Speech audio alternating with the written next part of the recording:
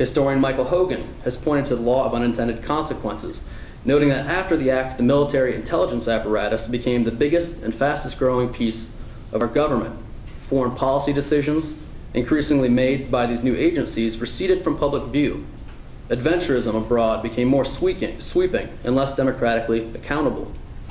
In other words, after the National Security Act, the stage was set for an American military buildup and for aggressive engagement in the Cold War.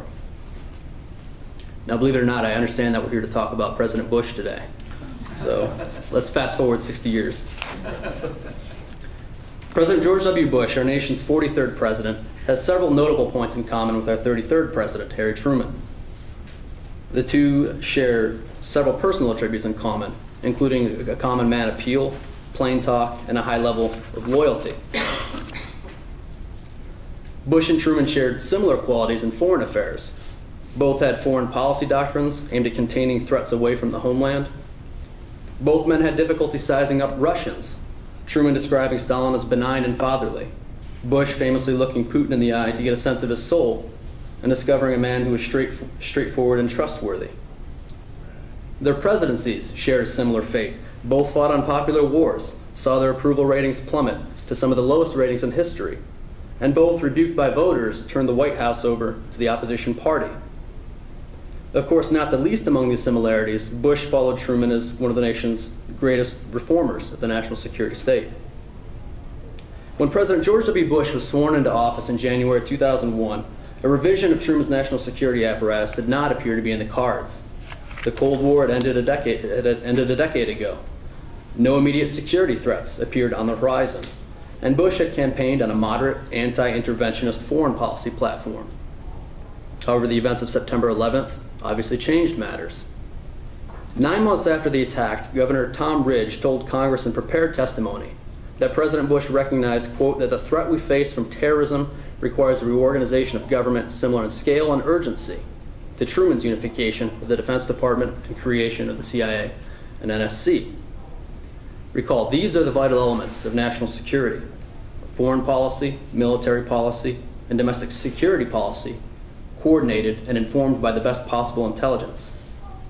Between 2002 and 2004, President Bush focused his energy on domestic security policy, largely ignored by Truman, and on intelligence. After flirting with smaller-scale homeland security reforms lodging control primarily in the White House, President Bush, with an assist from Democratic Senator Joseph Lieberman, eventually recognized the need for broader reforms. In President Bush's equation, the Homeland Security Act was his equivalent of the National Security Act. Indeed, it represented the single largest reorganization of the executive branch since Truman's legislation. Emerged 22 different government agencies with diverse histories and cultures and 170,000 employees into the new cabinet-level Department of Homeland Security, charged with securing our borders, preventing terrorist attacks, reducing American vulnerabilities, and responding to disasters. It's a pretty big responsibility. The department subsumed and reorganized offices from departments as diverse as agriculture, energy, defense, justice, transportation, Treasury, and the FBI.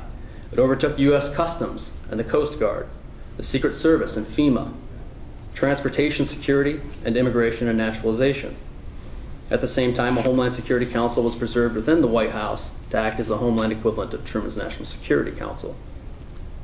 2 years later, the 9/11 Commission issued its final report with several recommendations for intelligence reform that were hastily accepted by the President and Congress, and the result was the Intelligence Reform and Terrorism Prevention Act of 2004.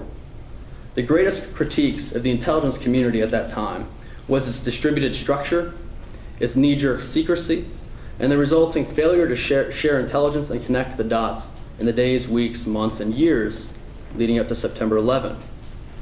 Quote, responsibility and accountability were too diffuse, wrote the Commission of the 9/11 intelligence community. A smart government, the Commission continued, would integrate all sources of information to see the enemy as a whole. It is easy to be sympathetic with the Commission's argument because responsibility for intelligence is spread over 16 agencies and 8 different departments. The picture is further complicated by significant privatization in the intelligence community. Recent studies have revealed that as much as 70% of the national intelligence budget today is doled out to private contractors. In the event of a catastrophic intelligence failure, 9/11 being one of the most dramatic examples in our history, it was hard for the President, Congress, and the American people to hold anybody accountable.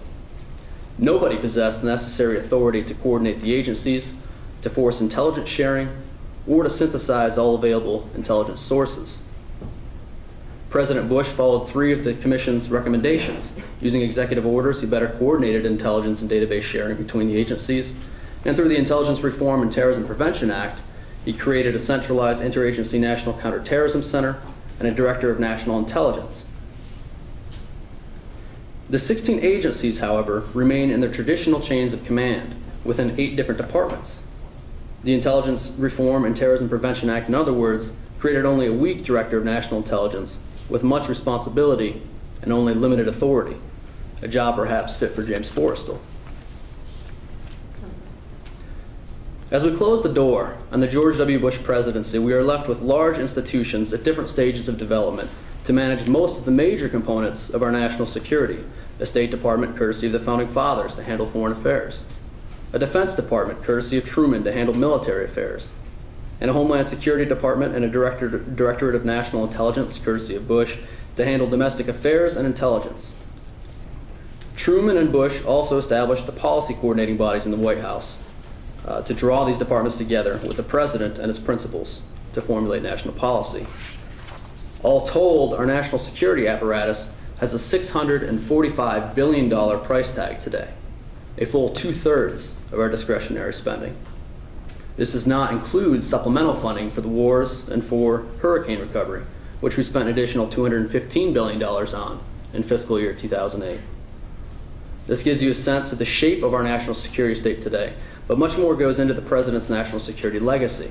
Harry Truman, for example, is better remembered for his use of the atom bomb, clearly in the war in Korea, and for setting the trajectory of American engagement in the Cold War, than he is for reforming the executive branch. So I would like to conclude by briefly considering a few factors weighing on President Bush's national security legacy. Perhaps there's no better time to do so: the election and transition of a new administration as a way of putting our judgments of the old into clearer focus.